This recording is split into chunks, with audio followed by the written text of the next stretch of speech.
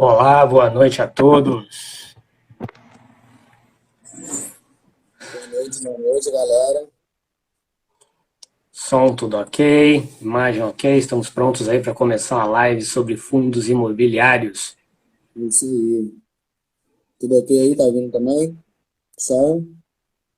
Tudo ok, tudo pronto. E aí, Gabriel, como é que estão os investimentos? Rapaz, tá difícil esse mês, hein? Tudo em queda. Muita gente mandando mensagem o que fazer nessa queda. Muita gente Agora, desesperada. agora é hora de aproveitar para comprar e É não para isso aí. vender, né? A lógica do mercado normalmente é a inversa, né? Como a Selic está aumentando, né? A renda fixa está se tornando mais atrativa, os fundos imobiliários estão caindo o preço e as pessoas estão vendendo. Mas isso nada mais é do que uma equalização que acontece aí no mercado, né? E para gente que tem estratégia que já conhece, o ideal é que os preços diminuam mesmo para a gente montar uma posição maior. E, logicamente, a renda fixa fica aí para uma reserva de emergência, uma reserva de oportunidade, e a gente está ganhando mais, não, está perdendo menos, né? Porque a inflação já chega a quase dois dígitos, estamos a 9,68%, e a Selic aí na casa chegou no patamar dos 6%. Então, na verdade, a gente ainda está perdendo dinheiro.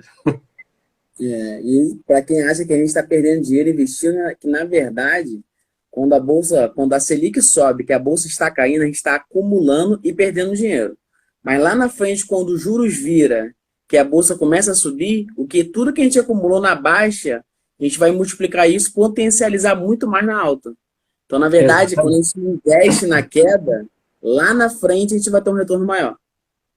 Exatamente, porque é cíclico, né? O mercado é cíclico, né? As commodities são cíclicas, o mercado, as ações, elas vão subir e descer todo dia, mas quando há esse movimento, né, de taxa de juros aumentando, a bolsa descendo, depois vai haver o inverso. Então, na verdade, a gente comprando e acumulando mais ativos agora, a rentabilidade, não estou falando de dividendos, né, a rentabilidade dele será maior. Obviamente, sua carteira sai ganhando, né, fica no positivo. Mas aí, Gabriel, diz para mim aí, né, para o nosso público hoje aí que está assistindo a gente, o que, que é o fundo imobiliário, né? O que, que são os fundos imobiliários? Vamos lá. Fundo imobiliário, galera. Muita gente me pergunta isso também quando eu abro caixinha.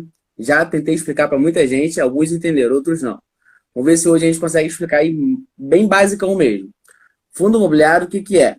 São empresas que investem exclusivamente em imóveis ou em dívidas imobiliárias.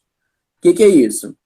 São grandes empresas que investem em vários imóveis, e tipo as ações, são vários acionistas, e esses acionistas compram cotas dessa empresa para ter participação nesses imóveis.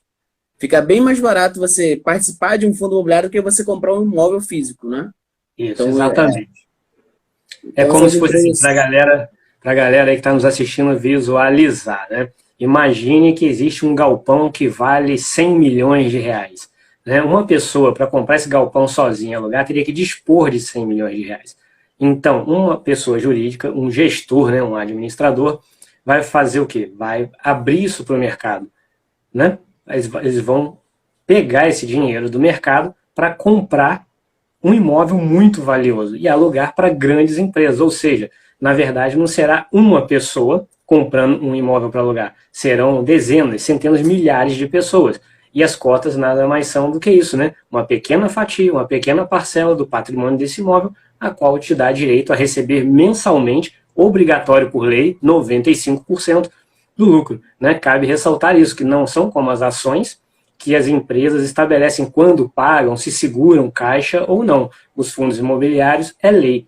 Ou seja, eles têm que distribuir lucro mensalmente, 95% desse lucro. Na verdade, mensalmente eles distribuem, mas alguns deles desregulam um pouco, porque esses 95% tem que ser cumprido em 6 meses. É do mês um ao mês 6 e do mês 7 ao mês 12, né? Então eles Sim. podem desregular um pouco e quando está chegando nos 6 meses, ele até distribui às vezes mais para poder cumprir os Na noventa e cinco verdade, por esses cento. 95% é a média, né? Ele É a média, distribui é a mais média. ou menos, mas vai chegar no final 95%. Tanto é que tem fundos, principalmente os de papel, que às vezes seguram um pouco de caixa para poder manter um rendimento, né, meio que Os fundos, certinho. E no final desses 6 meses, ele começa a distribuir até mais do que o normal. Por quê? Para poder cumprir com os 95%. sim, Tem os fundos fundos sim. a gente vai falar um pouquinho depois, os fundos de papel funcionam um pouco diferentes, né? Na verdade, eles compram uma dívida para receber esse dinheiro, então funciona um pouco diferente, não são como os fundos que a gente está falando agora, que são os de tijolo, né? Os de logística, os de shopping, eles têm um funcionamento um pouco diferente e até tomar mais cuidado, né? Na verdade, eles estão lidando com crédito. É isso aí. Então, já que a gente já Mas começou a falar de. Pode falar. o que é um fundo imobiliário, né? Mas assim, Gabriel, as pessoas hoje ainda têm uma mentalidade, e uma mentalidade aí, diz que de passagem do século passado, né, principalmente na década de 70, 80, 90, de acumular patrimônio através de imóveis, né? As pessoas, nossos avós, Pode falar nossos pais bem. gostavam, não, investimento é comprar imóvel, né? Não que seja um investimento ruim, não que eu tenha nada contra, isso até pode ser uma parcela do nosso patrimônio, mas não como no passado, todo o patrimônio imobilizado, né? Então, assim, o que que você acha, o que que você diria das vantagens acerca do fundo imobiliário em relação ao imóvel físico, né? A ter esse patrimônio imobilizado. E aí a gente desenvolve isso daí. Na verdade, o fundo imobiliário veio para quebrar esse paradigma de ter que comprar um imóvel completo, né? Porque se você parar para pensar, 90% dos brasileiros não conseguem comprar um imóvel sem financiamento bancário à vista. Então, o fundo imobiliário veio porque com R$ 100 você consegue participar de um imóvel, participação dos aluguéis, entendeu? E tem outra coisa também, a liquidez. Se você tem um imóvel e você passa por uma necessidade, exemplo, uma cirurgia, você não consegue ir lá e vender sua cozinha, seu quarto, seu banheiro e ficar com o resto da casa. E sem contar que se você botar a casa à venda, provavelmente você não vai vender isso aí em 1 mês, 2 meses. Você vai até encontrar alguém que queira comprar, que tenha dinheiro ali para comprar, ou crédito na praça para poder financiar esse imóvel, isso leva algum tempo. Então a liquidez do imóvel físico é baixíssima, entendeu? Quando você Sim, compra um imóvel físico, você não pode comprar ele já pensando que você, lá na frente, quando valorizar, você vai vender. É você comprar ou para moradia ou para aluguel, né, para você ganhar renda, que é o famoso rentista, né, de imóvel, o pessoal gosta muito, mas para você comprar, para esperar valorização e vender, não tem como. uma coisa tem que ficar clara, né? Que quando você compra um imóvel para morar, isso não é um investimento, isso é um passivo. Esse imóvel não gera renda. Ativo, né? As pessoas que nos assistem têm que ter em mente que ativo é o que gera renda. É a mesma coisa um carro. Se você trabalha com um carro, você é um representante comercial e esse carro lhe é útil na sua atividade econômica, isso é um ativo. Né? Mas se é só um carro para passear, isso é um passivo, ele só te dá gasto. A mesma coisa o imóvel. Se você usa para morar, ele é um passivo, ele não está te trazendo nenhum ganho. Né? Só se você alugar ou comprar terreno e construir, né, e vender ou alugar. E hoje também agora tem um pessoal, ainda mais, né, com essa crise agora pela qual a gente passou e passa ainda, muita gente está investindo no mercado imobiliário, comprando imóveis de leilão e vendendo, né, separando uma parte do patrimônio para investir nisso, porque o lucro nessa jogada entre comprar, leilão e vender pode chegar até a 40%, sabendo-se que você tem que ter aí um advogado junto, né? Uma outra coisa que eu acho muito interessante é sobre os dividendos, né, que você recebe. Assim, por exemplo, quando você aluga uma casa, você vai botar que você aluga uma casa por R$ 1.000, né? Você tem os R$ 1.000 na mão limpo? Não, você não tem limpo, porque você tem que fazer um caixa, por quê? Porque existem obras que são obrigatórias do proprietário do imóvel, não são do inquilino.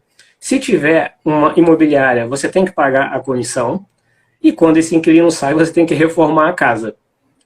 Não tem como fugir disso. Então, na verdade, você não tem esse aluguel limpo na sua mão. Diferente do fundo imobiliário. Se você recebe R$ 1.000 de dividendo, esses R$ 1.000, inclusive, por enquanto, não tem, são isentos de imposto, né? Você não paga imposto de renda, eles são livres na sua conta. Você não tem obrigação com o inquilino, é o gestor, os administradores do fundo que vão tomar conta disso.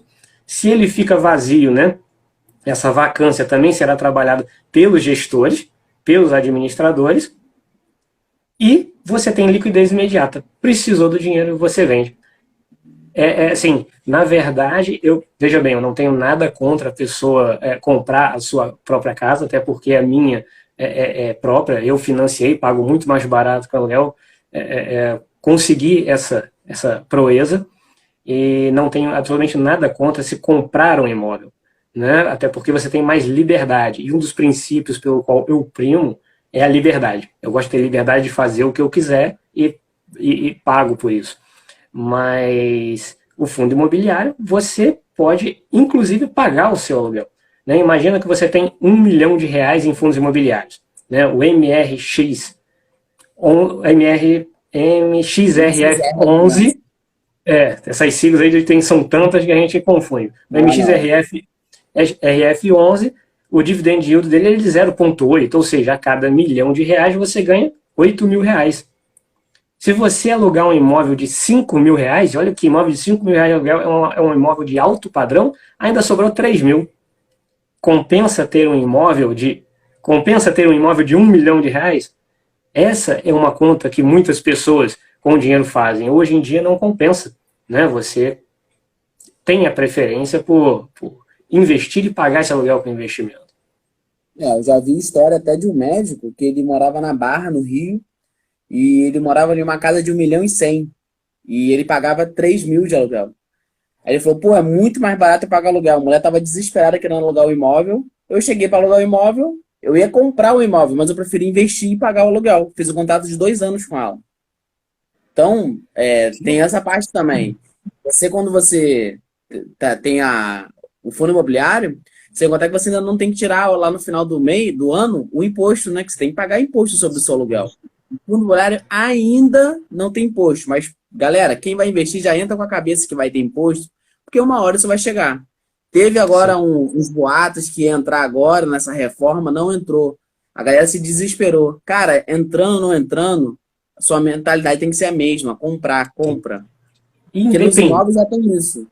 Independente de cobrar o imposto, pessoal, tenham em mente o seguinte: se chegar a passar a lei que vai cobrar o imposto, os preços dos fundos imobiliários, das cotas, vão ser precificados pelo mercado. Eles vão abaixar. Se você botar na ponta do papel, você vai estar ganhando praticamente a mesma coisa, porque o preço, o valor patrimonial da cota vai diminuir. Eles não vão encarecer. O mercado vai precificar para baixo para valer a pena em relação a esse imposto.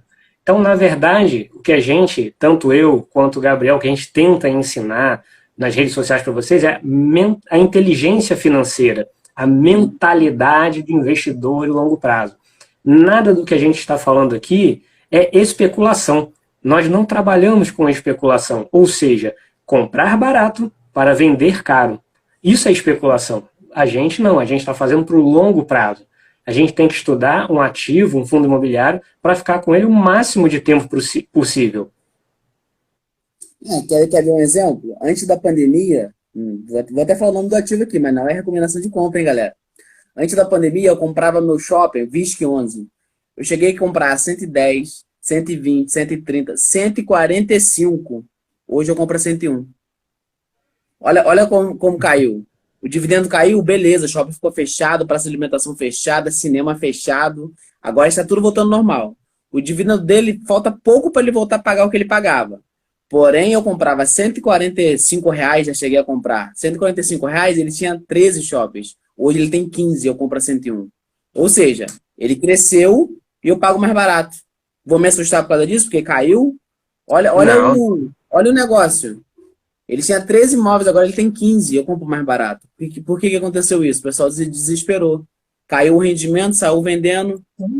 Você tem estratégia. Agora que nós estamos numa retomada de economia, os shoppings vão abrir novamente. É uma questão de esperar, uma questão de paciência. Né? A Denise, minha esposa, perguntou o seguinte: pegar o dinheiro que você tem, investir em fundos imobiliários ou comprar um imóvel para alugar em Airbnb?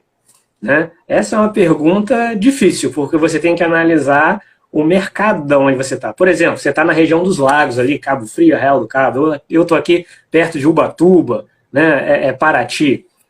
Se você compra um imóvel num lugar de alta rotatividade, esse imóvel provavelmente vai gerar uma renda até alta, porque a diária não é barata. A diária é um preço muito mais elevado do que o aluguel. Pode valer a pena você investir no imóvel para Airbnb e curtir um pouquinho, né? Mas isso é uma questão de botar na ponta do lápis, né, prós e contras, para você poder decidir. Não existe um certo ou errado. Tudo vai depender dos desejos, sonhos das pessoas, né? Que eu sempre falo isso. Não existe certo e errado.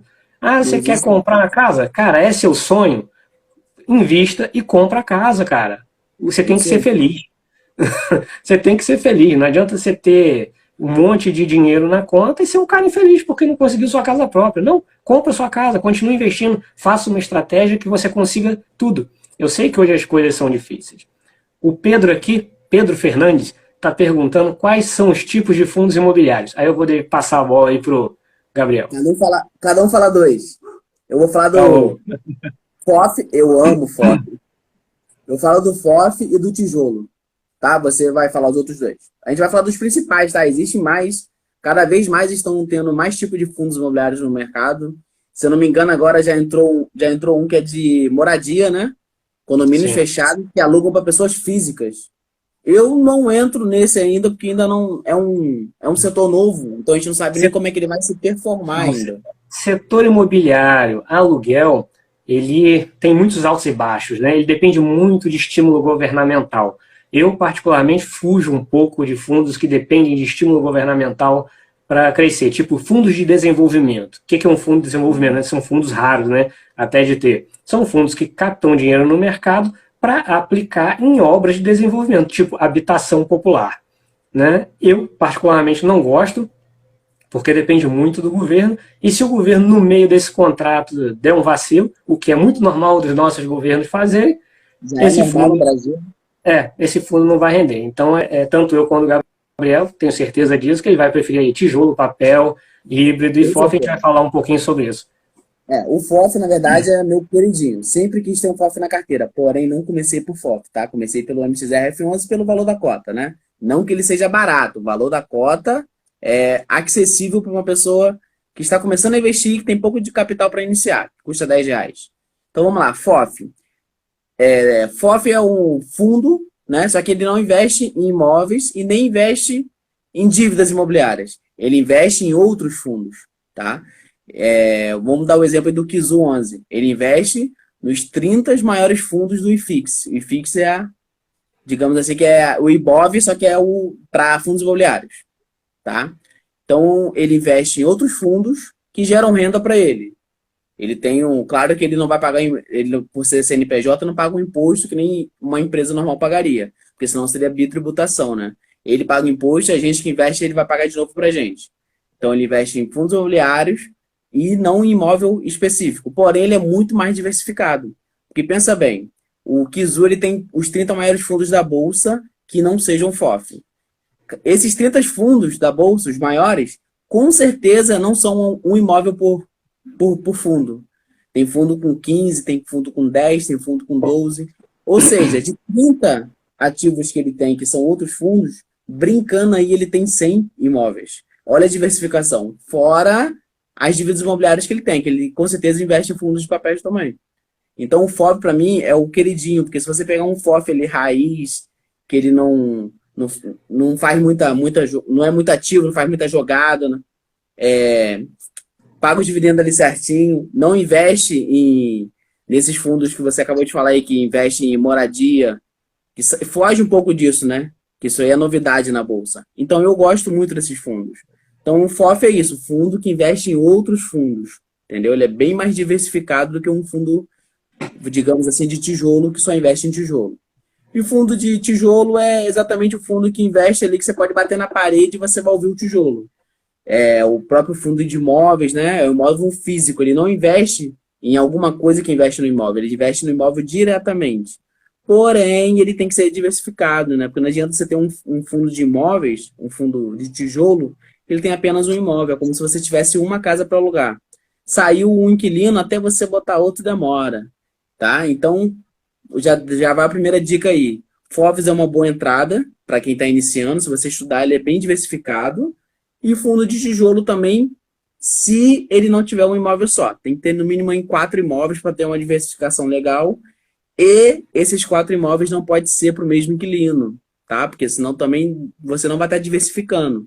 Imagina você tem 10 casas para que você comprou kitnet. Você tem 10 kitnets e essas 10 kitnets é da mesma família. Vamos falar, uma família só alugou. Vamos falar que é o pai, a filha, o outro filho, o outro filho.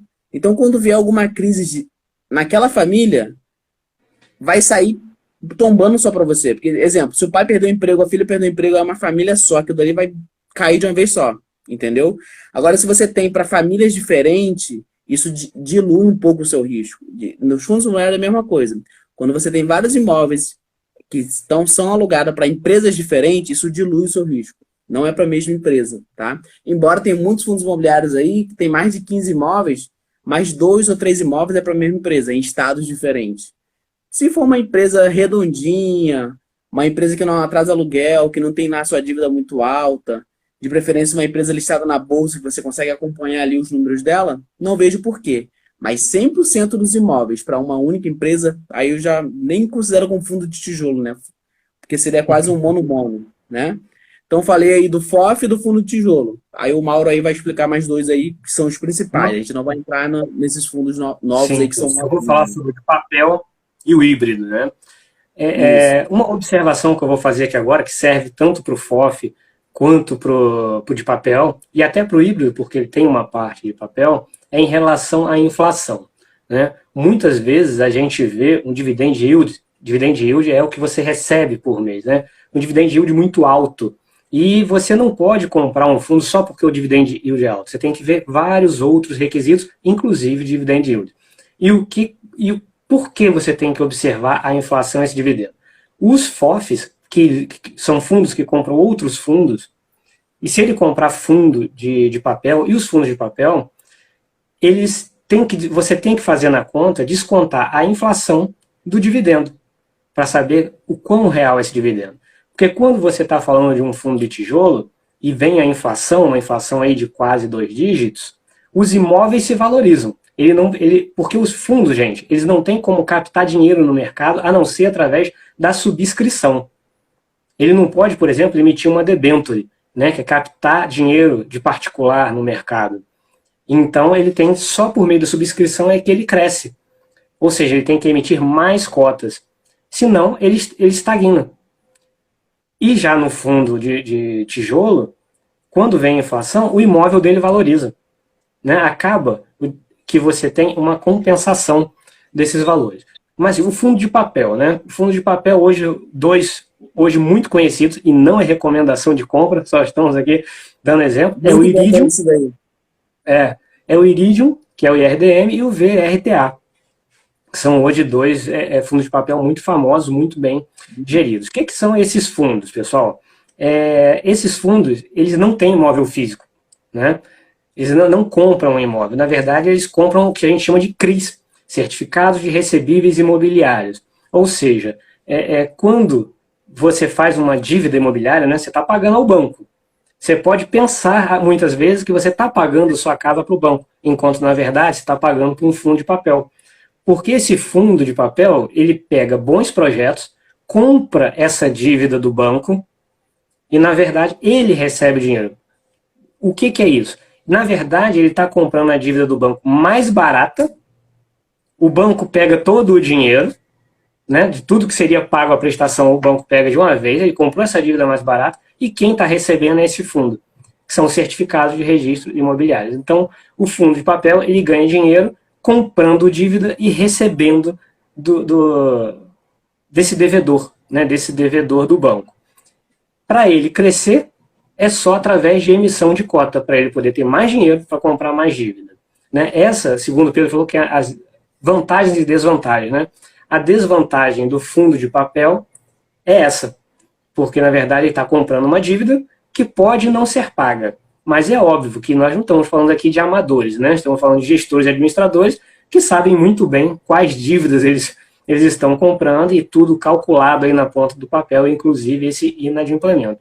E os FOFs, que são os fundos de fundos que o Gabriel falou, na minha opinião, tem que ser observado também as taxas de administração e da gestão Porque, na verdade, aí você vai estar pagando duas taxas, né? Quando você compra um fundo de papel, você está pagando gestão e administração.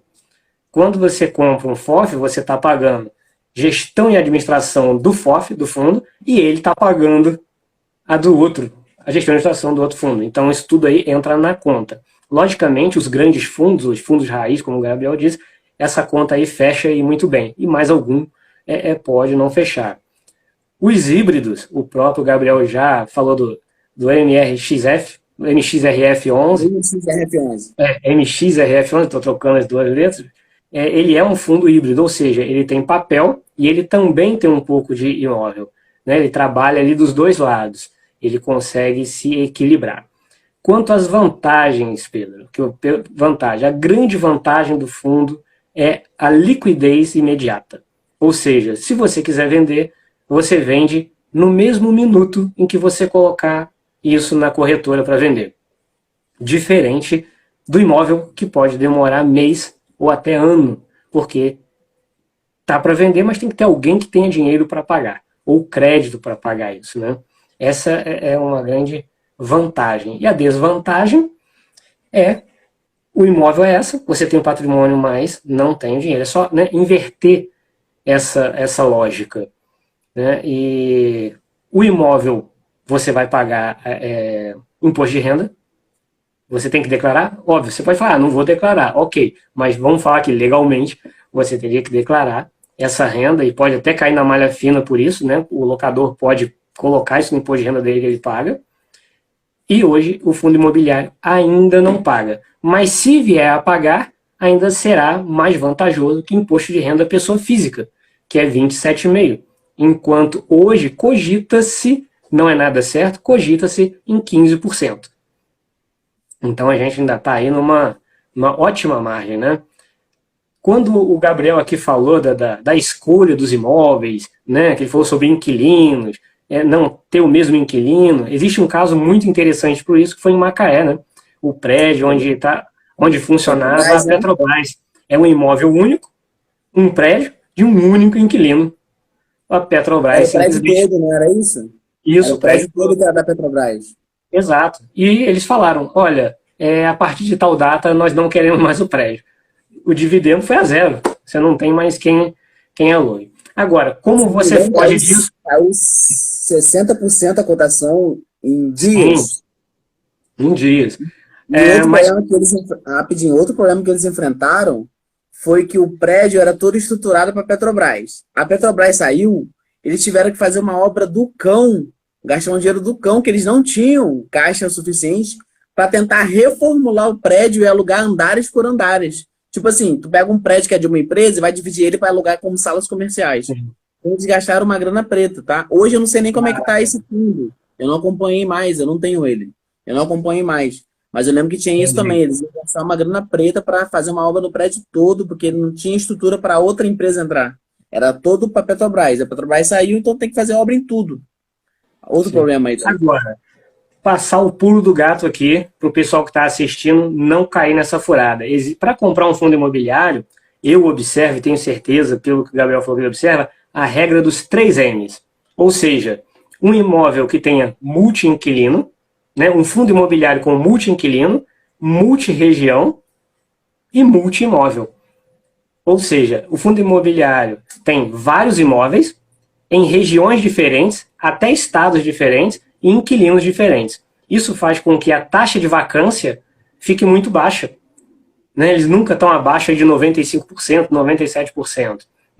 O que acontece nesse caso específico desse prédio que era a Petrobras é que ele fugia completamente dessa regra. Era um imóvel numa região com um inquilino. Então não tem proteção. Então até para comprar o fundo você tem como se proteger com essa regra dos 3 M's. E como é que vai? Aí você me pergunta, né? Como é que eu vou saber isso? Gente, é muito fácil. Na internet existem sites de fundos imobiliários no qual você faz a pesquisa por filtro e isso aparece tudo, inclusive com foto dos imóveis e os locais onde eles estão.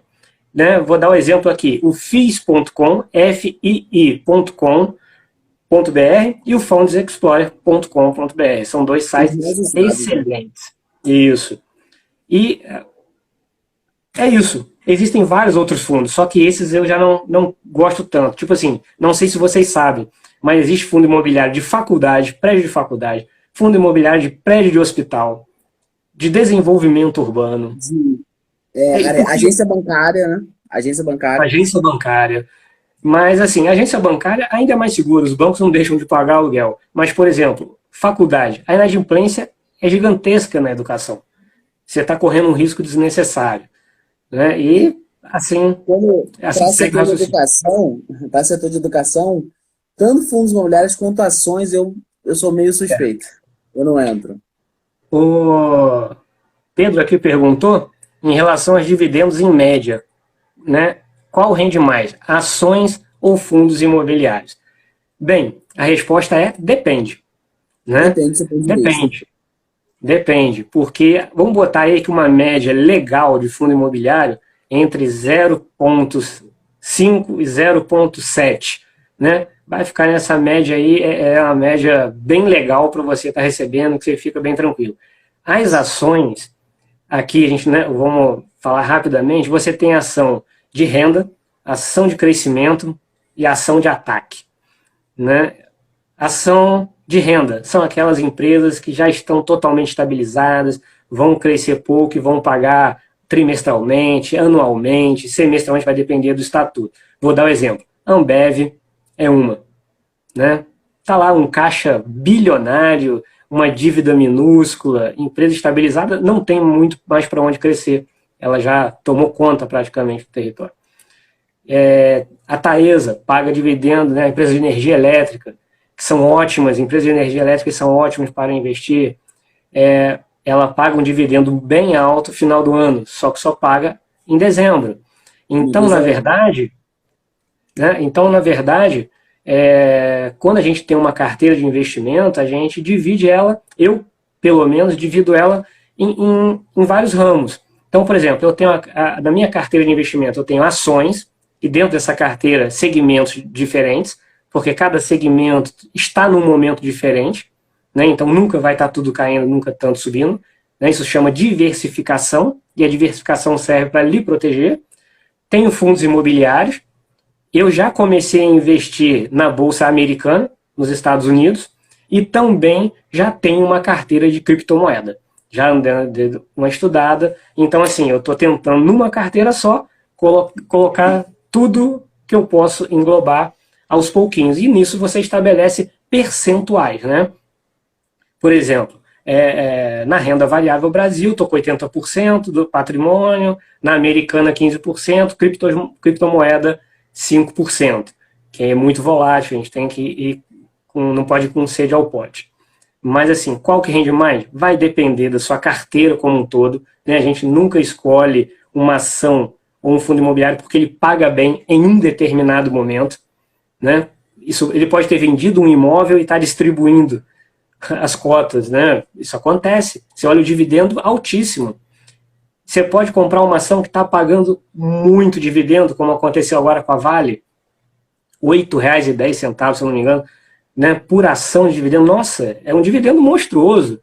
Aí todo mundo comprou a ação, no outro dia ela caiu R$ 10. Ou seja, todo mundo perdeu R$ 2. Ela caiu de 88 para 78, você comprou para receber dividendo. Então isso é falta de estratégia. O ideal é estudar.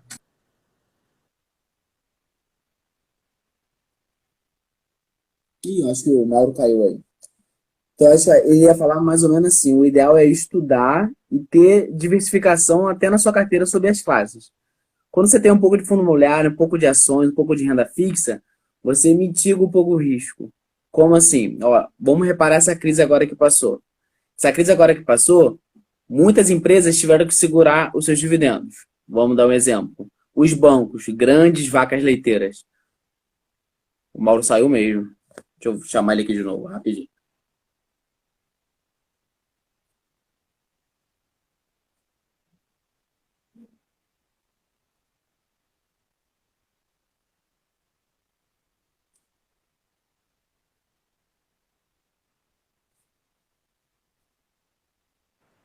Isso, voltei. Voltou.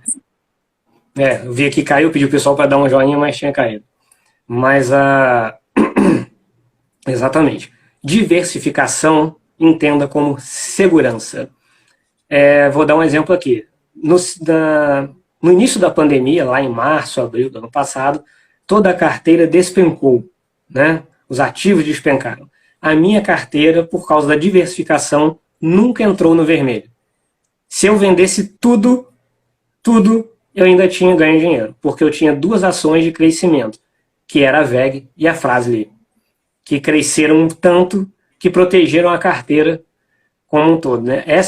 Ali eu pude ver na prática a importância da diversificação. Todos vão entender, né? Mas a gente costuma até brincar quando uma empresa cresce muito, que é uma Magazine Luiza da vida, né?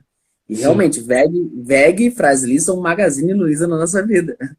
Quem tem VEG aí há mais de um ano, cara, tá feito. Quem tem Fras-le há um ano e meio, tá feito. 200% eu tenho de... 242% eu tenho de valorização da Fras-le. Sim. É Então muito. é Ela fora do normal. pulou de R$ 3 para 15 a É, ação. eu já peguei ela em 3,75, foi quando eu entrei nela, tá? E não posso nem já falar de outra aqui que também tem um projeto bom, mas não posso falar porque também tá nos meus vídeos já no YouTube. Mas voltando aqui agora a falar um pouquinho o que é mais vantagem entre fundos imobiliários e ações, a gente também tem que ver uma coisa.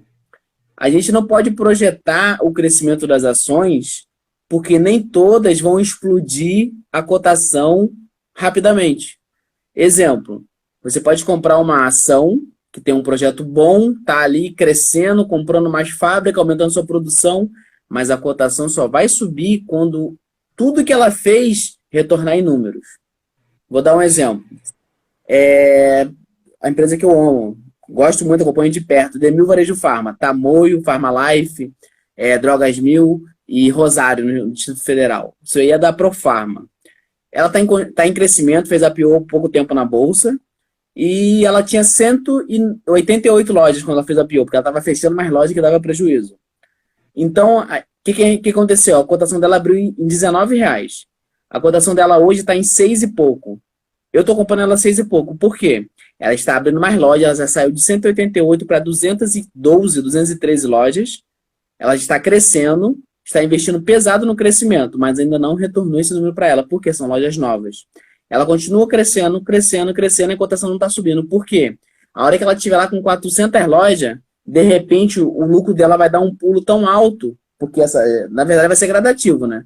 O lucro dela vai subir tão rápido que do nada a cotação sobe. Entendeu? Então, tipo assim, a empresa tem um projeto bom, está crescendo, a cotação não vai subir de uma hora para outra. Às vezes demora 2 anos o projeto ficar pronto e ainda demora mais alguns meses para poder o investidor ver que realmente cresceu para poder a cotação subir. Porque, na verdade, o lucro tem que subir para depois a cotação subir. O lucro segue a cotação, né? Já nos fundos imobiliários, isso não vai acontecer. Você não tem um fundo imobiliário que distribui 60 centavos por mês e, de repente, ele vai distribuir 88 centavos. Isso não vai acontecer, porque o aluguel não vai ajustar tanto assim anualmente. O que vai ter que acontecer para esse dividendo subir? Esse rendimento mensal subir do fundo imobiliário, no caso? Ele vai ter que vir fazer uma subscrição. Subscrição, ele vai pedir o cotista, vai chegar para o cotista e falar assim, olha só, eu quero crescer meu patrimônio em 20%, eu vou comprar mais dois imóveis. Porém, eu preciso que você compre 20% das suas cotas. Aí um vai comprar 20%, outro compra 17%, aí vai sobrar um pouquinho de cota. Lá no final, vem as sobras, aí a galera vai comprar o restante de cotas que faltou para poder comprar esses imóveis. Então, ele não subiu sozinho com o lucro dele. O cotista investiu mais no fundo para poder ele crescer. Então, o fundo imobiliário hoje ainda é um bebê. Ele não pode fazer dívida, ele só pode guardar 5% do seu rendimento mensal. Então, ele não consegue comprar mais imóveis com esse rendimento. Eu acredito que daqui uns 5, 7 anos, os nossos fundos imobiliários já estejam chegando aí na casa dos 50 bi, entendeu? 50 bi, 70 bi. Então, esses 5%, talvez em alguns meses já consiga comprar um imóvel aqui, outro imóvel ali. Então, hoje ainda não consegue. As ações não. As ações, elas fazem uma dívida ali no banco e cresce. Aí daqui a um ano ela já pagou a dívida e o que ela cresceu vem para o cotista. Então, a cotação sobe. Então, não tem como a gente mensurar o que vai render mais. Eu sou apaixonado por fundo imobiliário, mas eu não tenho só fundo imobiliário na carteira. Por quê? Eu sou apaixonado por você comprar hoje Mês que vem você já recebe o rendimento. Você pega esse rendimento e compra de novo. Compra mais cotas. Ou seja, você vai crescer mensalmente. A bola de neve vai vir mensalmente. Nas Sim. ações você não ganha mensalmente. Então a bola de neve você tem que pegar ela e jogar para o anual, não é para o mensal. Então é difícil você mensurar qual fundo ou ação vai crescer mais. Porém, tem ação que pode disparar, tipo uma Magazine Luiza, e tem fundo imobiliário e pode não disparar. Já o fundo imobiliário, você não pode esperar disso. Você tem que Sim. esperar o crescimento dele orgânico, né? O fundo imobiliário ele tem pouca volatilidade, né? Ele oscila muito pouco em relação ao preço patrimonial. Mas, quem sabe aí no futuro, pode ser que mudem a legislação, torço para que sim, e fique como a legislação americana, né? Onde os fundos imobiliários americanos podem emitir debentures, né? E, na verdade, eles não emitem cota, eles emitem essa dívida, né? Eles pegam dinheiro com o mercado para crescer. E, obviamente, eles conseguem aumentar o patrimônio, aumentar os ganhos e aumentar o dividendo. Essa é uma característica de fundos imobiliários americanos, né? Espero que um dia isso possa ser feito aqui. Isso acho que traria um grande avanço para os nossos fundos imobiliários, essa possibilidade. E a bola de neve é muito interessante, né? Se você todos têm que ter em mente que o aporte que você faz na sua carteira de investimentos tem que ser mensal, né? Você tem que separar, estabelecer uma meta, um objetivo, né? A gente sempre investe com um objetivo. No meu caso é viver de renda, ou seja, eu quero que essa bola de neve cresça cada vez mais até que me dê bastante dinheiro para a gente ser realmente um rentista, né? E poder investir ou em bolsa ou em outras coisas. Mas você vai perceber, qualquer um de vocês vai perceber, que se você investir mensalmente, que seja R$ 100, que seja R$ 200, mas sagradamente investir mensalmente e com estratégia, que mensalmente você vai perceber lá no site onde você acompanha os seus investimentos, que esse dividendo que você recebe mensalmente vai crescer, né? Primeiro você vai conseguir comprar uma bala, um doce com esses dividendos. Dali a 6 meses, um ano, você vai conseguir pagar a sua conta de luz. Mais uns 3 anos, seu plano de saúde, né? Isso daí vai aumentando, né? Você vai percebendo o efeito dos juros compostos, né? Essa bola de neve nada mais são do que os juros compostos. E você vai sempre reinvestir, aportar e reinvestir até alcançar o objetivo. Ou seja, o segredo é ter uma estratégia, um objetivo e ter constância nos investimentos.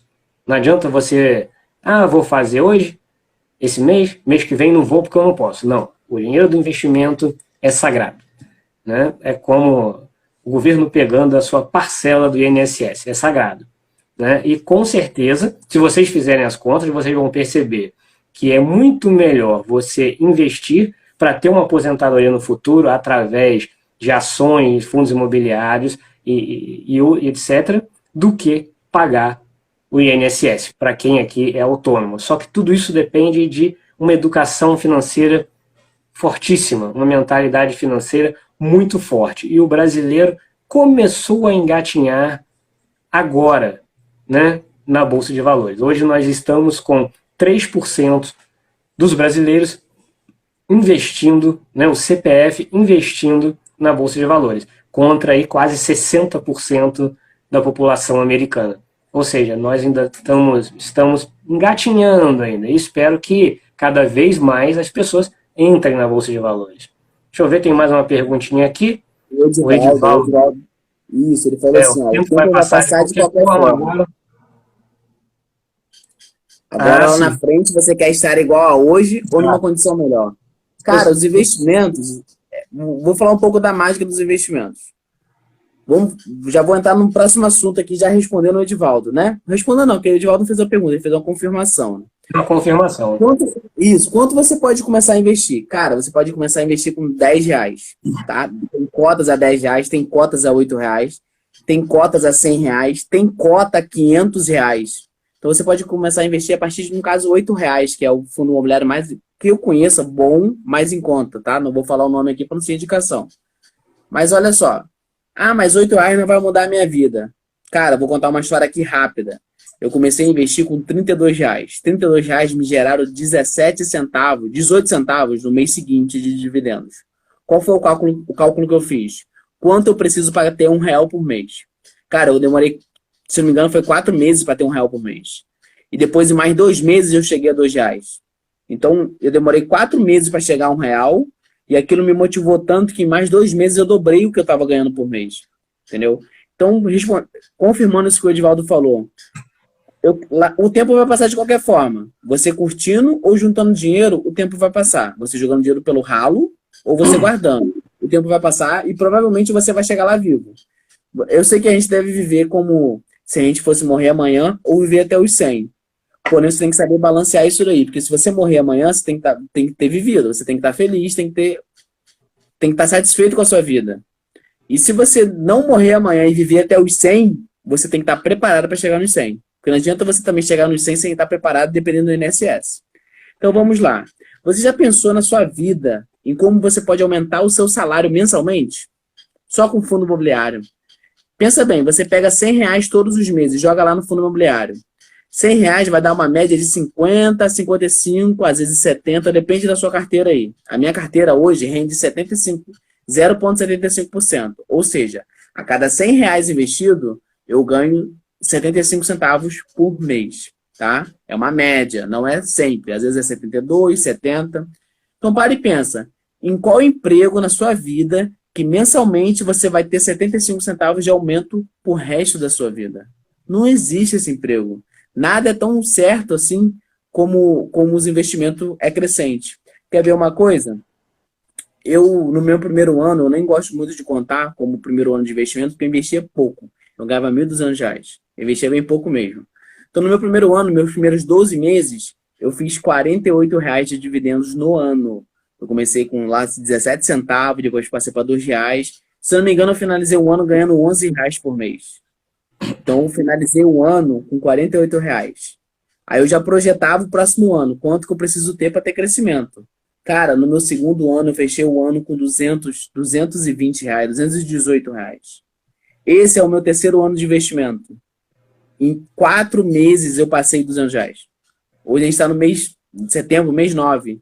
Em 4 meses eu passei tudo que eu ganhei no ano passado inteiro. E vou te falar, já dobrei, já fiz 2 vezes o que eu ganhei e vou fazer a terceira. Tá? Então isso daí é os juros compostos, é o meu crescimento. Se eu parar para pensar hoje, se eu pegasse todos os meses o dinheiro que eu recebi de fundo imobiliário e botasse na caixinha lá no meu guarda-roupa e só abrisse ela em dezembro, eu teria um 13º a mais no meu ano.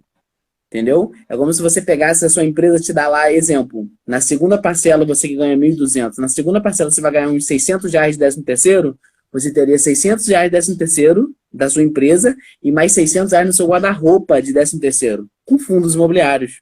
Então começa devagar, vai começar ali até pagar uma conta de luz, pagar a conta do celular. Meu primeiro foco era pagar minha conta de celular, custa R$ 25.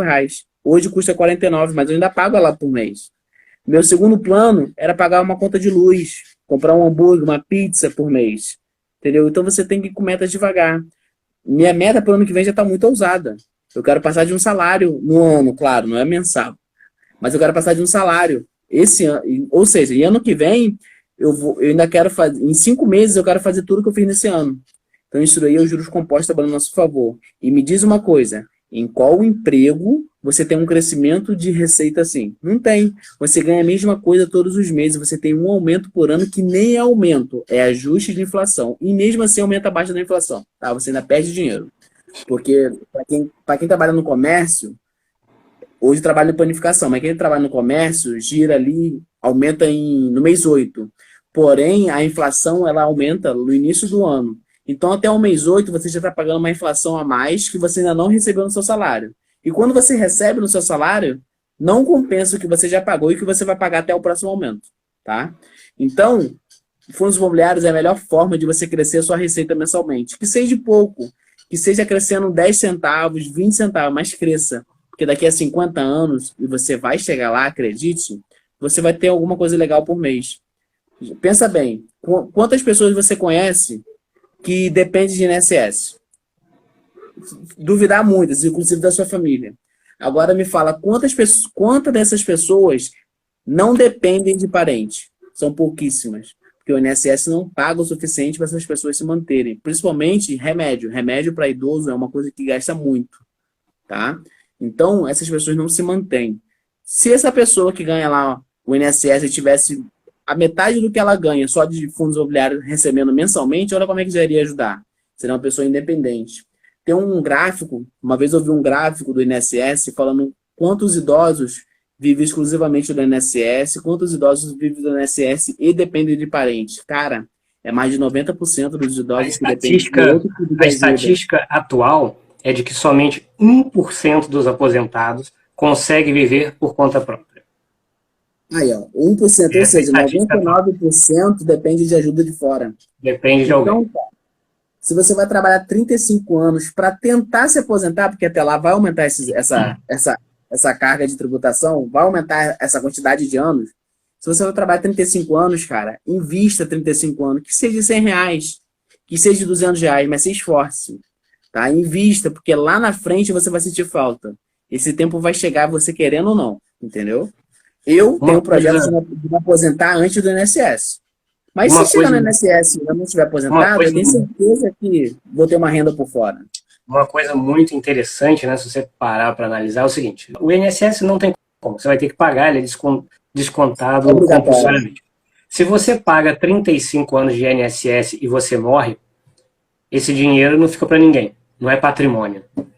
Diferentemente de se você investir durante 35 anos, quando você morre, esse dinheiro, pelo direito sucessório, vai para sua esposa, vai para os seus filhos. Ou seja, investindo, além da possibilidade de uma melhora nos seus rendimentos, você ainda está acumulando patrimônio que poderá ajudar a sua família. Diferentemente do INSS, no qual esse patrimônio não existe. Esse patrimônio não vai para ninguém. Né? Não é Então, um assim, patrimônio, né? Não podemos contar como patrimônio, né? Não é seu, é só o rendimento que vai te dar ali até você morrer. sim. É outra questão, a D aqui, né, minha esposa falou dessa questão da mudança de mentalidade. Vamos botar aí a décadas passadas, o INSS era uma pirâmide, né? No qual as pessoas morriam muito cedo, poucos se aposentavam, e uma base de pirâmide muito larga, ou seja, muita gente pagando, pouca gente recebendo. Com a melhoria das condições de vida das pessoas a nível mundial, não só a nível Brasil, essa pirâmide se transformou num barril. Ou seja, estamos com uma crescente boca desse barril, né? As pessoas estão envelhecendo cada vez mais, vivendo aposentadas cada vez mais, poucos entrantes, que é a parte de baixo, no sistema e muita gente trabalhando. Só que o INSS, para funcionar bem, a Previdência Social a nível mundial, para se funcionar bem, ela tem que ter muitos entrantes e poucos recebedores. O sistema previdenciário a nível mundial está em falência por causa do aumento da longevidade. Isso é um fato. Né? Se qualquer um aqui pesquisar aposentadoria na Alemanha, na Inglaterra, países desenvolvidos, países liberais, sociodemocratas, né, que primam por essa questão, você vai ver a dificuldade de qualquer aposentado em qualquer desses países em sobreviver devido ao custo de vida elevado e não ser compatível com a aposentadoria. Todos estão vivendo esse problema. E eu vejo na Bolsa de Valores uma forma de se proteger para o futuro. Né? A minha intenção é viver de renda. A gente bota até a hashtag, né? Viver de renda. Né? Ter renda passiva no futuro. Porque é inegável. Todos nós vamos envelhecer, todos nós iremos perder força de trabalho, todos nós um dia dependeremos único e exclusivamente do esforço que fizemos hoje para viver no futuro. Eu sempre digo o seguinte: comece a investir agora. O seu eu do futuro vai agradecer o seu eu do presente. Isso aí. Então vamos falar. Vamos ver aqui, sobre isso. tem mais algumas perguntas rolando aqui. Né? A Vânia está falando aqui, a geração tem que acordar. Concordo plenamente. Amanhã eu faço 46 anos e se eu pudesse desejar alguma coisa, era que alguém tivesse me avisado quando eu tinha 20 anos. Que era para estar fazendo isso. porque eu já estaria há 26 anos investindo alguma coisa, né? Eu teria muito mais patrimônio, muito mais condições de evoluir. Mas, infelizmente, ou felizmente, hoje eu estou tentando ensinar as pessoas através do meu perfil no Instagram sobre investimento, falando ali diariamente, em paralelo com a minha atividade principal, tentando mostrar a importância dessa mudança de mentalidade, porque faz diferença na vida das pessoas. Né? Se você Sim. pegar alguém agora, eu já consegui, por exemplo, fazer com que meu sobrinho com 24 anos começasse a fazer reserva de emergência, a investir. Eu tenho certeza que daqui a 30 anos ele estará muito melhor do que eu. Da mesma E vai forma, te agradecer.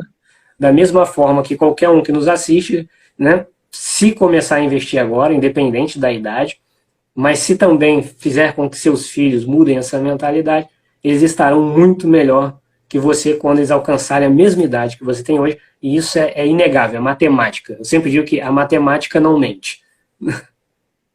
Eu participo de grupo de investimento, olha só que interessante, você falando do negócio da idade.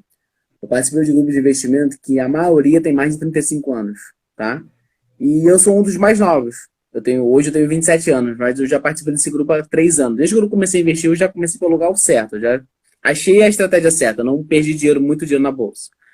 Aí lá eu falo, putz, eu ganhava bem com 19 anos, eu trabalhava de vendedor de calçado, e a comissão era lá em cima. Eu com 19 anos, cara, eu ganhava R$ 2.500, eu não queria saber de nada, eu gastava, eu ia mesmo para um restaurante caro, eu queria nem saber de nada, pagava aluguel caro.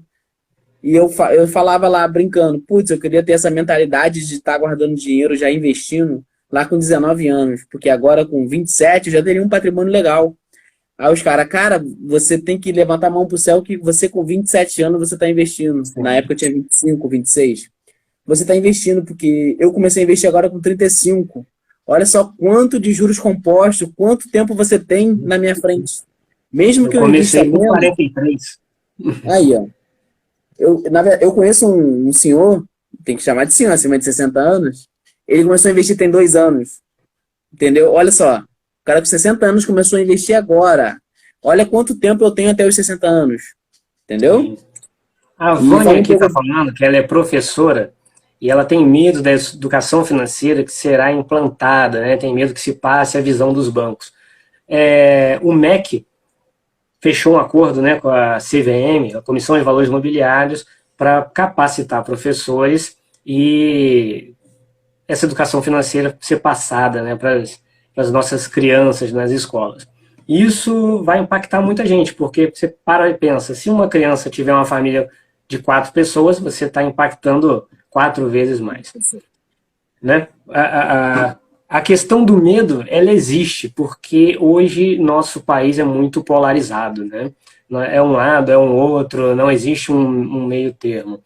E a gente não sabe como será passado, né? Porque o professor entende, o professor passa. Eu espero que eles passem fidedignamente o que a CVM ensinar para eles, né? Porque o que a CVM vai ensinar é justamente que não é um bicho de 7 cabeças, explicar cada investimento, podem não falar com todas as letras, mas a poupança é o pior lugar que qualquer pessoa pode colocar o seu dinheiro. Você está emprestando dinheiro para o governo a juros baixíssimos, a mesma coisa com o FGTS, mais baixo ainda que a poupança. Né? Então, assim, você tem dinheiro na poupança. Se alguém aqui tiver dinheiro na poupança, amanhã entra na internet e procura uma conta remunerada, né, que chama um RDB, um CDB com liquidez diária. Pelo menos ele vai te pagar a taxa Selic. Hoje a É isso aí. poupança paga 70% da taxa de juros básica, né, do país. Então, assim, espero que não falem que poupança é investimento. Poupança é um grande engodo, né? É o lugar onde o Exatamente. dinheiro é o lugar onde o governo arrecada dinheiro para fazer as obras dele de infraestrutura e paga pouco. Tanto que quantas vezes você viu nos jornais a preocupação do governo quando se tem mais retirada do que entrada na poupança? Quando Ele, bate ele não está se falta de dinheiro. preocupando com o investidor, com o cidadão, entre aspas, investidor. Ele está preocupado com o caixa dele. Porque se todos hoje resolvessem retirar o dinheiro, não existe esse dinheiro. Esse dinheiro está aplicado em várias obras, em várias coisas do governo federal. Mas, na né? E verdade, isso, o governo usa esse dinheiro para financiar obras, ou seja, ele gera tá? empregos. FGTS é usado para financiar, fazer empréstimo para as construtoras fazer grandes obras, entendeu? Então, Tem que, esse Pedro dinheiro aqui não está existe, é falando que fictício. isso, Pedro está falando que tem 19 anos, que está a caminho do conhecimento para investir melhor. Você já está investindo, Pedro. Já está investindo. O conhecimento é o melhor investimento que o ser humano pode fazer. Eu sempre digo que o conhecimento liberta. E você vai perceber que pessoas irão se afastar de você por causa dessa mudança de mentalidade. Pessoas não entenderão por que você está investindo na bolsa, vão falar que você está perdendo dinheiro, vão falar de tudo que é ruim. Mas se mantenha firme, porque quando você começar, você vai perceber o resultado gradativamente acontecendo. Continue investindo no conhecimento. O conhecimento liberta e ninguém consegue roubar o conhecimento de ninguém. Isso aí. E já uma dica pro Pedro. Pedro, eu vou te dar uma dica que aconteceu comigo, eu não quero que aconteça com você. Mas alguém puxou minha orelha até que eu comecei. Eu estudei 3 anos antes de fazer meu primeiro investimento. Assistia muito vídeo de Tesouro Selic, de fundo imobiliário. Já conhecia fundo imobiliário na palma da mão, mas eu não fazia, porque eu achava que eu tinha que conhecer mais. Sim. Entendeu? Então, uma dica que eu vou te dar, Pedro, estude, mas comece devagar. Estude e faça ao mesmo tempo devagar, tá? Porque você vai aprender muito mais ali na prática, devagarinho, entendeu? Você pode estar guardando dinheiro, mas pega um pouquinho daquele dinheiro, vai botando ele na bolsa, vai vendo o que você estudou, como é que é na prática, porque só o conhecimento não é investimento. Só o conhecimento não vai te gerar, entendeu? Não vai te gerar renda. Comece devagar junto com os estudos. Eu estudei 3 anos, então eu perdi 3 anos de acumular dinheiro, de acumular patrimônio, acumular renda, tá? E falando sobre esse negócio da escola, que vai ser uma matéria, né? Vai capacitar professores e vai ser uma matéria escolar. Cara, isso vai ser muito bom para o nosso Brasil. Vou contar a minha história. Eu ganhava R$ 1.200, trabalhava numa rede de farmácia, e o meu primeiro investimento eu economizei no meu lanche de rua. O pessoal fala, não corte o cafezinho para investir, mas eu investi, mas eu cortei. Por quê? Minha esposa não trabalhava e eu já tinha uma filha pequena, e eu ganhava R$ 1.200. O que eu fiz? Cortei meu Guaravita e meu Traquinas, que eu comprava todo dia na hora de ir para casa. Eu ia para casa a pé, porque eu morava perto do trabalho, mas e todo dia eu gastava ali R$ 3,50, R$ 4 de Traquinas e um Guaravita. Aí eu comecei a ir a pé sem comprar o Traquinas e o Guaravita. Fiz o meu primeiro investimento de R$ 32. Eu comecei a investir, comecei a estudar formas de eu ganhar mais. Eu tenho formação de professores, mas eu não atuo na área. Depois que eu comecei a investir, eu fui promovido 3 vezes na minha empresa. Eu comecei a procurar formas de eu ser promovido. Antes de eu ser promovido, eu comecei a fazer extra, tanto na minha empresa quanto fora. Ou seja, a minha renda já aumentou. Hoje eu ganho 3 vezes mais do que eu ganhava há 3 anos atrás. E isso só foi possível por causa da troca de mentalidade. Eu comecei a investir e eu queria aumentar o valor que eu investia. Eu não estava satisfeito investindo R$ 30, R$ 70. R$ 70 foi o máximo que eu investi lá no início. Porque eu era 50, 70, 30. Então eu não estava feliz com aquilo. Eu queria mais, eu queria mais, eu queria mais. O que eu fiz? Fui me aperfeiçoando. Minhas férias, eu trabalhei as férias todas fazendo extra em outro emprego, tá? Para poder juntar dinheiro e investir mais. Hoje eu já invisto mais de 50% do que eu ganho, porque o meu custo de vida é o mesmo, praticamente o mesmo custo de vida de quando eu ganhava R$ 1.200. Então esse negócio de passar a educação financeira na escola, isso vai ser muito bom, porque o cara que vai querer investir, ele não vai se contentar com R$ 100, com R$ 30. Claro que não faço o que eu fiz, eu cortei o meu cafezinho para começar, mas quando eu comecei a criar formas, eu estudei o que eu estava gastando, vendo se eu estava gastando à toa e criar formas de ganhar mais. Então aí mudou a minha mentalidade. Eu comecei a me desenvolver mais, fui promovido 3 vezes, e depois que eu cheguei onde eu queria, que era abaixo da gerência, era onde eu queria na empresa. Eu falei, agora eu não saio daqui por nada. Eu ganho um salário bom, top, próximo de um gerente. Eu era o segundo melhor vendedor da loja, o primeiro de vendas e o segundo de metas, que a gente tem uns produtos específicos para vender na farmácia. Eu era o melhor vendedor de venda e eu era o mais novo promovido. Recebi uma proposta de mudar de emprego. Minha esposa abraçou a causa comigo. Meu salário ele diminui um pouco, mas eu ia ter muito mais hora extra. muito mais vantagem de crescer o meu salário, mas é variável. O meu salário fixo diminuiu bastante. Mas como eu tinha mais hora extra e minha esposa abraçou a causa para trabalhar comigo, meu salário, além de grande, aumentou mais 40%. Então, olha só, eu saí de R$ 1.200 e hoje eu invisto, quem me acompanha no YouTube aí sabe que eu invisto entre R$ 1.500 e R$ 2.000. E isso é praticamente a metade do que eu ganho hoje.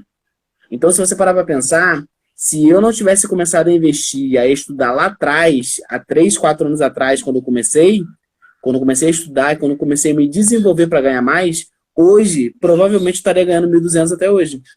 Foi um investimento que me fez querer crescer. Me incomodou eu investir 5% do que eu ganho. Eu queria chegar em algum lugar, entendeu? Então, como eu queria adiantar o meu patrimônio, adiantar a minha independência financeira, o que eu fiz? Preciso ganhar mais e preciso gastar menos. Então, isso nas escolas vai ser muito bom para a garotada, tá? Principalmente que o moleque gasta dinheiro muito à toa, vai jogar bola, é coca, é besteira, é bala. A molecada vai se dar bem com A esse Vânia aqui negócio. está Isso perguntando, se tiver uma fiscalização também para ver o que o professor está passando. Tem que cumprir a matéria, né? a Vânia aqui tá perguntando, será que vão ensinar a investir fora dos bancos ou empréstimo é a solução? Eu creio que eles vão fazer um en passant, né, dizendo todos os tipos de investimentos. Não creio que será uma visão pró-banco, assim espero, né? E ensinar prós e contras de tudo, né? Quais as vantagens e desvantagens. Na verdade, isso hoje ainda a gente vai ter que esperar para ver na real o que vai acontecer, porque isso hoje é uma grande incógnita. É um passo muito interessante, mas a gente ainda está no escuro, né? A gente vai ter que esperar aí pelo menos o primeiro ano para saber o que está sendo passado, o que está sendo conhecido. Ela falou que nem tudo que reluz é ouro, eu concordo absolutamente. Infelizmente, o mesmo ensinamento pode ter N vertentes, o ser humano é plural, é assim, né? Você pode pegar um professor que, por exemplo, que acha que ensinar isso é besteira e que bolsa de valores não presta. Isso é um exemplo, né? Um exemplo grosseiro. Mas existe. Né? Vamos ver se até os professores mudam de mentalidade. Para ensinar, você tem que ter uma mentalidade. Você não consegue ensinar aquilo que você não compreende, no mínimo. Senão você vai estar correndo risco de falar bobagem, ou, no mínimo, ensinar errado. Né? Eu conheço um professor que é investidor, mas é bem no interior lá. E ele falou que lá ainda não chegou essa proposta para eles ainda. Porém, ele está em cima lá da pedagoga, né, da escola, para poder trazer esse projeto para lá. Eu acredito que o Estado, o governo, não vai jogar para perder. Ele pode ensinar a população a ser poupador, mas investir, tem que investir nos bancos e no governo, porque senão ele não ganha com isso. Entendeu? Sim. E sem contar que o governo... Você falou um termo muito interessante, né? Poupador. O poupador, ele é um investidor de poupança. Na verdade, não é investidor, né? Ele poupa, mas não se mexe. Ele poupa.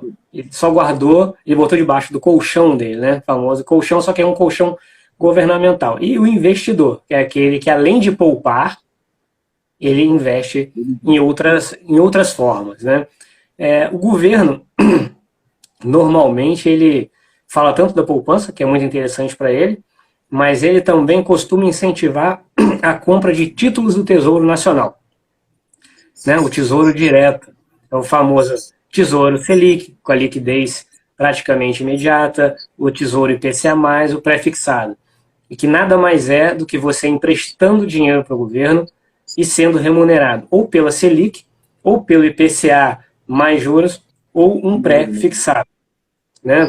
De qualquer forma, você está emprestando dinheiro para o governo, só que uma remuneração muito superior à poupança. Inclusive, para os meus seguidores, quando perguntam onde fazer uma reserva de emergência, um dos lugares possíveis de fazer a reserva é o Tesouro Selic, que ele tem uma liquidez que eu digo quase imediata. Não digo imediata porque ele é D+1, né? É o dia do pedido mais um. Você não consegue passar o cartão e pegar na hora, então é uma liquidez quase imediata. Agora tem uma mudança. Entrou uma mudança de tesouro agora, você viu? Quem pedir antes das 2 horas, pega no mesmo dia. Sim, eles estão fazendo isso. 2 horas da tarde, pega no mesmo dia. sim, eles estão fazendo essa mudança pelo seguinte, porque as contas remuneradas, tipo Nubank, C6, estão Estão pagando crescendo. mais do que a Selic e a liquidez é imediata. Ou seja, você passou o cartão, você pega. Então, na verdade, o governo tem que se adequar, né? Senão as pessoas vão preferir. Porque, por exemplo, tem alguns bancos pequenos, obviamente o risco é maior, que estão pagando 200% da CDI. É quase 200% da Selic. Ou seja, mais negócio que o título do Tesouro. Né? É Obviamente que existe a taxa de risco nisso daí. Né? A gente tem muito que estar grande ciente. até, né? Muito grande até, porque é banco pequeno. Se ele paga muito, é porque o risco é grande. Né? O Itaú Não quer paga botar dinheiro 80% da nele. CDI. O Itaú paga 80% da CDI. Por É. quê? Porque ele é um banco gigante, praticamente sem risco. Mas, e tenham em mente o seguinte, quando vocês fizerem reserva de emergência, em renda fixa, o objetivo não é rentabilizar. O objetivo não é ganhar dinheiro. O objetivo é você ter segurança financeira. Ou seja, você ficou desempregado, você tem como sobreviver um determinado tempo. Seu carro quebrou, você não vai usar o seu cartão de crédito para não conseguir pagar depois e ter juros exorbitantes. Você vai usar essa reserva de emergência. Então ela tem que ter essa liquidez imediata. Você vai estar sendo remunerado ali pelo menos ao equivalente da inflação ou quase da inflação, perdendo um pouco, mas você não pode almejar lucro, porque a ideia não é essa. Falando sobre segurança, explica pra gente, ô Mauro, onde é que você deixa a sua reserva de emergência? A minha reserva de emergência hoje está em Selic, Tesouro Selic, e conta remunerada, RDB, com 100% da CDI. Mas é conta digital? Digital. É, Digital. hoje eu vou te falar, hoje com esse Pix, né? Embora eu tenha um preconceito com Pix, mas eu utilizo. Mas hoje com Pix a gente ainda consegue botar rentabilizando, né? Tipo no Nubank da vida. E numa emergência de final de semana, onde a gente não consegue resgatar o Selic, porque Selic ele funciona no horário Ah, da sim. bolsa. A bolsa Sim. funciona de 10 da manhã e 5 da tarde. Então, final de semana, Selic não funciona, você não consegue resgatar. Então, hoje, com o Pix, você consegue botar para rentabilizar no Nubank. Teve uma emergência, faz um Pix para sua conta bancária e você vai lá e saca, Por entendeu? isso que eu estou Mas dividido. eu hoje, eu não sei porquê, mas ainda não bati ainda muito com o Pix. Eu uso Pix na minha vida, no dia a dia eu uso muito Pix até, mas ainda não sou muito seguro com isso. Eu tenho minha reserva de emergência, é 20% do meu patrimônio. Porém, um mês de custo de vida eu deixo na poupança. Para uma emergência rápida, final de semana, para preciso, vai lá e saca. Para reserva Emergência de rápida. emergência, para reserva de emergência, a poupança também é perfeita. Ela tem liquidez imediata. Pagando um pouco menos, mas você ciente disso, ok, não tem problema. O importante é você ter segurança. Ter A Vânia que segurança, é está isso aí. falando que não querem uma geração de investidores. Uma população pensante, uma população que sabe empreender e investir, até certo ponto, é uma população perigosa, né? Seres pensantes são seres perigosos. Eu não estou falando de violência, gente. Eu estou falando de solução, né? De solução política, solução governamental. É um assunto muito complexo, né? É, Mas, já que você está falando de educação, eu vou fazer uma pergunta aqui. Hoje nós somos preparados para fazer prova de vestibular, para competir. Mas alguma escola ensina como declarar um imposto de renda? Alguma escola ensina como empreender? Alguma escola ensina o que é um investimento? O que é uma bolsa de valores? Já fizeram uma visita na bolsa de valores? Já viram um vídeo de como era antigamente e como hoje é tudo eletrônico, tudo informatizado? Acho que para esse país crescer, nós precisamos de duas coisas: investidores. E mais do que investidores, empreendedores. Gente, investimento não enriquece, ele potencializa o seu patrimônio. O que perfeito. enriquece é o trabalho. O que enriquece é empreender. Você está trabalhando, gerando riqueza, resolvendo problemas das pessoas, criando soluções. Isso vai te trazer dinheiro. E com esse dinheiro você vai investir e o investimento vai se potencializar aquele dinheiro que você separou. Então, eu sempre digo para os meus seguidores lá no meu perfil, depois sigam aí o seguinte. Vamos dizer, eu não sei qual a profissão da Vânia, vamos dizer que ela seja professora. Eu tenho certeza absoluta que ela tem outras habilidades. Né? Sabe fazer bolo, sabe fazer salgado e é elogiada por muita gente. Transformem as suas habilidades em empreendimentos. É isso que a gente tem que ter em mente. Se a minha habilidade é falar, eu estou na rede para tentar rentabilizar. Se o Gabriel sabe fazer um pão maravilhoso, ele vai ter a própria padaria, ele vai criar essa solução no bairro dele, e isso vai empreender. O que enriquece é o trabalho, e nós temos que criar empreendedores. E empreendimento não tem idade. Todo mundo tem habilidade que pode ser transformada em produto. Aí você fala, mas tanta gente vende bolo. Sim, o bolo é bom. Ou o bolo é aquele fantástico seu. Se o seu for fantástico, cara, não importa se tenha 100 fazendo bolo. Você vai ganhar. Você vai ganhar essa concorrência. Entendeu? É isso, transformar habilidades. Empreender é o que transforma um país, é o que transforma a vida das pessoas, na minha opinião. Eu gosto muito de uma frase, que foi até do Felipe Tito, né? Trabalhe como se Deus não existisse e tenha fé como se você não precisasse trabalhar amanhã. Entendeu? Trabalhe que nem um animal, invista, para que amanhã você não precise trabalhar. E o Edivaldo falou uma coisa muito interessante aqui. Lá na frente vão falar que ele teve sorte, mas ninguém vê o esforço, né? Exatamente. Tem um meme na internet que fala assim: trabalhe tanto que um dia os vizinhos vão dizer que você é traficante. Entendeu? Você vai obter tanto sucesso. E outro, sucesso incomoda. São poucos. O verdadeiro amigo é aquele que vibra com o seu sucesso. A felicidade, isso, a felicidade incomoda muita gente. E se ela se incomoda, ela não é seu amigo. Isso é um fato, gente. Edivaldo, por exemplo, no auge dos meus 45, quase 46, a gente aprende isso e quanto mais cedo as pessoas aprenderem, melhor. Estejam próximos de pessoas melhores que vocês. Por que eu digo isso? Se você está junto de 5 milionários, provavelmente você será o sexto, porque isso é a questão do ambiente, muda a sua mentalidade. As circunstâncias mudam o ser humano. Se você andar com 5 pessoas piores do que você será o sexto. Né? Então, assim, a mãe falava, né? A mãe falava antigamente que me diga com quem tu andas que eu te digo quem tu és. Né?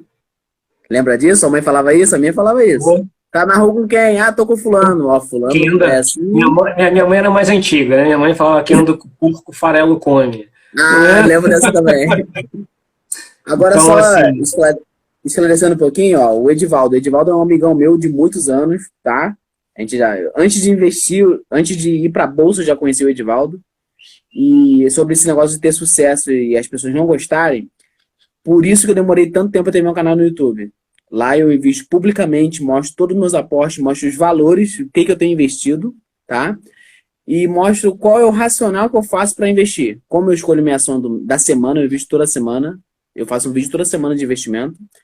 Como eu faço para ganhar mais dinheiro. Tá? Então lá eu explico tudo. E o Edivaldo foi uma das pessoas que me incentivou a mostrar isso. E eu tinha esse negócio de as pessoas vão ter inveja, as pessoas vão me olhar torto e tal, porque quem vai para a internet mostrar o dinheiro que tem é porque quer se achar. Então o Edivaldo conseguiu assim, me incentivar com isso. Exatamente. E eu queria também falar uma coisa, que as pessoas têm um preconceito sobre investimento. O que o Brasil vai mudar se a gente tiver mais investidores? Cara, vamos pensar no seguinte. A maioria as maiores empresas do Brasil são empresas da Bolsa. Elas são listadas na Bolsa. Elas têm acionista. Eu sou acionista de muita empresa grande no Brasil que você, no caso, que não investe, que não conhece. Você não tem nem noção do que você compra em casa e você me dá dinheiro. Às vezes você compra uma caixa de leite, eu acho que é da Glória ou da LG, e do lado está escrito assim, embalagem Tetra Pak. Tetra Pak compra celulose da Klabin. A Klabin, eu sou acionista da Klabin. Então a Klabin vende a celulose para o papelão e ela vai para sua casa. Você comprou, então você está me dando dinheiro indiretamente. Então, quando o Brasil tiver mais investidores nas empresas, as empresas não vão precisar se endividar tanto para crescer. Os investidores vão bancar o crescimento do Brasil. Por isso que a gente tem que mudar essa cultura, porque a gente vai acabar gerando mais empregos sendo investidores. As empresas vão crescer porque tem os acionistas ali para apoiar, para fazer uma substituição. As vendas geram impostos, impostos bem geridos geram melhor qualidade de vida da população. O dinheiro, assim, dinheiro não traz felicidade, realmente, dinheiro não traz felicidade. O dinheiro só compra tudo que está à venda. Felicidade é algo subjetivo e interno, não está no mundo externo.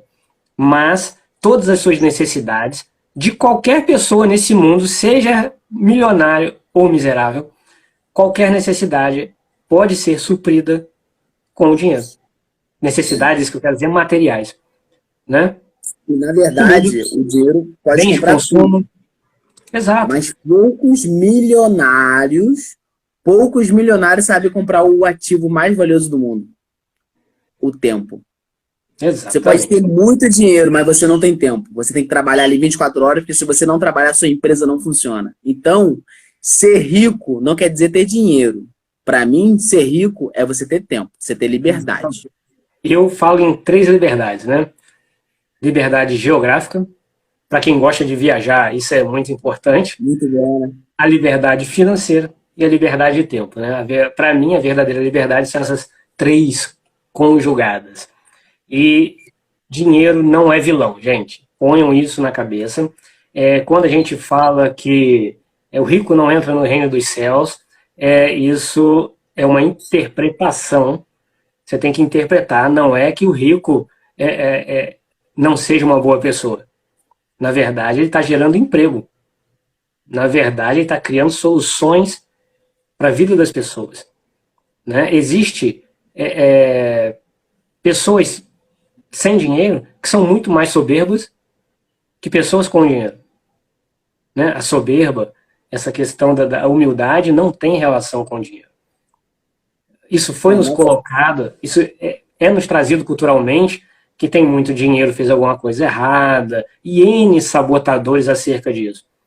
E isso evita o nosso crescimento. Então, abortem a missão, joguem essas crenças limitantes para longe, esses sabotadores para longe. Se perceberem isso, trabalhem isso, porque empreender é fantástico. Até aqui na internet, a gente está aqui, mas a gente demorou umas 3 semanas para chegar aqui, para questão para alinhar o tempo, né, os afazeres de um e de outro. Os vídeos que o Gabriel faz demoram para fazer, e tem que pensar. Quando eu vou postar no Instagram, demora para pensar o que eu vou fazer. Eu tenho que fazer de uma forma que vocês entendam, e não deixe de seguir lá o Mauro Alves, né? E estarei sempre à disposição de vocês, como eu estou sempre aí com o Gabriel. A gente fez o mesmo curso de investimento, a gente se conheceu virtualmente hoje pela primeira vez, por incrível que pareça, mas a gente conversa já há um tempo estivemos no mesmo curso, né? A mesma formação. Mas é isso, gente. A gente está aí para tentar ajudar vocês e tentar empreender nesse ramo. É isso aí. Está tentando cada vez mais trazer pessoas para esse mundo magnífico. Na verdade, a gente está trazendo solução para as pessoas individualmente e coletivamente isso acaba acontecendo. Né? Se o seu círculo de amigos estiver mais bem sucedido, estiver melhor, você estará melhor. Né? As pessoas... Eu consegui trazer 5 pessoas já para a Bolsa de Valores. Eu trabalhava na farmácia, eu consegui trazer 4 pessoas. Elas vieram todo dia em mim. Pô, como é que faz isso e tal? Tu tá fazendo um vídeo no Instagram lá, vídeo no YouTube, como é que isso funciona? Ensinei, mostrei o caminho das pedras. Hoje eles já investem sozinho. O Edivaldo também, eu conheci o Edivaldo, a gente não investia em bolsa, nem eu nem ele. Eu comecei a investir em bolsa primeiro do que ele. Mas eu sempre incentivava ele, cara, vamos pra bolsa, vamos comprar fundo imobiliário, que não sei o quê. Hoje ele investe na bolsa, entendeu? E até hoje a gente se fala, até hoje a gente troca ideia às vezes. Então, cara, o que você puder fazer para trazer alguém pra bolsa é uma alma que você está salvando lá na frente, é uma vida que você está dando uma qualidade de vida melhor lá na frente, entendeu? eu vi um vídeo que eu nunca mais esqueci. É o professor Baroni. Para quem não conhece, o professor Baroni é o ícone dos fundos imobiliários, tá? O cara é o cara mais famoso quando se trata de fundos imobiliários. E o segundo cara mais famoso, que é o André Bassi. Se eu não me engano, eu acho que ele é o primeiro ou o segundo para o professor Baroni, que vive exclusivamente de fundos imobiliários. Tá? O cara tem bastante grana já em fundo imobiliário, investe lá desde 2009, onde nem existia muita coisa na internet, tinha que pesquisar ali naqueles livros, imprimir para poder ficar lendo, porque não tinha muita coisa na internet. E os caras, eles fazem meio que uma brincadeira entre um e outro. Eles pegam o Uber e na viagem de Uber, eles tentam ensinar o motorista e convencer a ele a investir em fundo imobiliário. E, cara, eles conseguem. Em uma viagem de 5 minutos, 10 minutos, eles conseguem ensinar um motorista que está ali dirigindo a investir em fundo imobiliário e o cara vira investidor. Olha que interessante. Então, eles fazem um bem Eu de sempre digo o graça. seguinte, que mais importante do que a palavra é o exemplo. O exemplo arrasta, né? Nossos antepassados já diziam, você arrastou pelo exemplo 4, 5 pessoas. Eu arrastei meu sobrinho pelo exemplo, né? E mais outros amigos que sempre perguntam sobre isso. Então, eles são um exemplo. E o exemplo arrasta. Não tem. Eu estou falando sobre mas você faz, não, eu faço. E sou muito bem sucedido com o que eu faço. Aí a pessoa, essa pessoa tem autoridade para falar sobre isso. Ela não só estudou e está falando que ela é. Né? Ela vive o que fala, né? Ela não fala porque ela conhece. Ela vive, exatamente. Ela mostra. Muitas pessoas, eu sou contra. Muitas pessoas criticam muito o Thiago Nigro, o Primo Rico. O cara super bem conhecido na bolsa. Porque o cara fala muita abobrinha, porque o cara não tem, tipo assim, não é um cara muito de estratégia e tal, mas, cara, chegar onde ele chegou, ser o ícone do YouTube como ele é, com investimento... Sem estratégia? Sem estratégia? Lógico que ele tem estratégia. Ele tem estratégia dele. É isso aí. Ele tem estratégia dele. O cara criou uma empresa, até ele chama a estratégia dele de arca. Ele chama a estratégia dele... ele chama a estratégia dele de arca, né? Que são imóveis, inclusive imóveis físicos, terras, né? Fundos imobiliários junto com terras, ações, exterior e equity, que são as empresas. Né? Então ele tem estratégia. Mas o cara é muito criticado, entendeu? Sim, mas assim, eu olho pelo... Pode falar. O que a gente tem que ter em mente, tanto eu quanto você, Gabriel, hoje, crescendo, nós vamos apanhar. Vamos. Né? Existe um ditado popular que é prego que muito aparece leva martelada. Martelada, é isso aí. Eu já conheço diferente. Nós vamos... O prego que se destaca é martelado. Então, assim, na verdade, assim, crescendo, haverão haters. E a gente vai ter que passar por cima disso. Nossa vida, se você parar para pensar, a nossa vida fora do virtual tem hater. As pessoas falam mal, né? Querendo ou não, ninguém vai agradar a todos. Então, assim, façamos a nossa parte, criemos soluções, ajudemos as pessoas. E quem quiser falar mal, cara, que fale. Me dê engajamento aí no... É isso aí. No Instagram. Fale mal, fale bem, mas fale de mim. Me assistam. Mas é isso, sem contar que isso aí é bom até pro Pedro. O Pedro falou ali que começou a estudar ali, né? Tá com 19 anos. Pedro, estude e fale disso com a sua família, com seus amigos. Porque quando você estuda, tem autoridade, tem conhecimento, e quando você ensina, isso é muito gratificante. Sim. Eu falo isso pelas pessoas que eu levei pra bolsa. Isso é muito gratificante, você ver o cara lá, eu conheci um amigo meu, também ganhava 1.200 na época, ele começou a investir com R$50. O cara já passou de R$2.000 na bolsa. Entendeu? Isso tem 1 ano e pouquinho, o cara ainda investe pouco, beleza, mas se ele não tivesse investindo, ele não teria esses R$2.000. Entendeu? Sim. É pouco. Mas hoje a cultura do brasileiro é ganhar 1.000, gastar 1.200. Ficar negativo no mês seguinte. Essa é a cultura do brasileiro. É isso que as escolas ensinam. Por isso que mesmo com alguns receios que o governo pode levar vantagem com essa nova matéria na escola, mas se a escola ensinar a poupar, exemplo, ganha 1.000, gasta 800. Se ela ensinar a poupar, cara, o Brasil já vai ser muito melhor, porque o brasileiro não vai ser endividado. Dívida hoje é cultura no Brasil. Eu vejo isso de perto. Dívida hoje é cultura no Brasil. Sim. A última pesquisa agora, mês passado, 70% dos brasileiros estão endividados. 70%. Né? Lembrando que dívida Não é tudo aquilo que você tem parcelado, tá? Existem dois tipos de dívida, a dívida saudável e a dívida não saudável. A dívida saudável, exemplo, vou dar um exemplo prático. Dentro do orçamento. Eu quebrei meu celular agora semana passada. Graças a Deus, eu tenho minha reserva de emergência. Eu ia lá comprar um celular à vista, R$ 1.400. Eu ia comprar à vista. Mas o que eu fiz? Botei no cartão de crédito. Dividi em 10 vezes, R$ 140 por mês. Se eu vier a perder meu emprego, eu tenho dinheiro para quitar essa dívida. Então é uma dívida saudável. Eu tenho um caixa para cumprir essa dívida. Isso não é uma dívida. Entendeu? Mesma coisa eu fiz. Eu comprei uma televisão. Eu ia pagar a televisão à vista. O que eu fiz? Botei no cartão. É uma dívida saudável, é uma parcelinha que tem ali, mas se acontecer qualquer coisa, eu tenho um caixa para suprir essa dívida. Então, quando a gente fala de dívida, a gente está falando de dinheiro que a população não tem para arcar com a dívida. Tá? Não é ter caixa e fazer uma dívida para não usar o caixa.